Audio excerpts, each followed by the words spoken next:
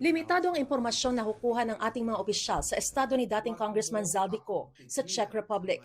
Nirerespeto raw ng ating pamahalaan ang mga batas at polisiya ng Czech Republic bukod pa sa umiiral na General Data Protection Regulation o ang mahigpit na batas ng European Union kaugnay sa data privacy. Kaya si Acting Justice Secretary Frederick Vida handa raw sa posibilidad na umuwing hindi kasama si Ko. Kung hindi po mangyari yun, what will be your fallback? We follow the process. Again, we respect kasi yung process, no? Yung legal processes. This is really in recognition of them having their own system. Whichever is legally feasible and fastest for us.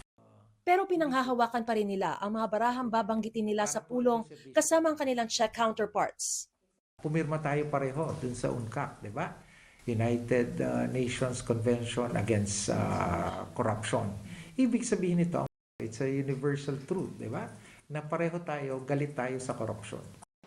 Inaasahang makakapulong din ng DOJ at ng Philippine Center on Transnational Crime ang Czech Interpol. Ayon kay Vida, tuloy pa rin ang pag-apply ng red notice mula sa Interpol na makakatulong aniya sa pagkuha kay Ko kahit sakali nag-apply man siya para sa political asylum o kahit nasa ibang lugar na siya sa Europa.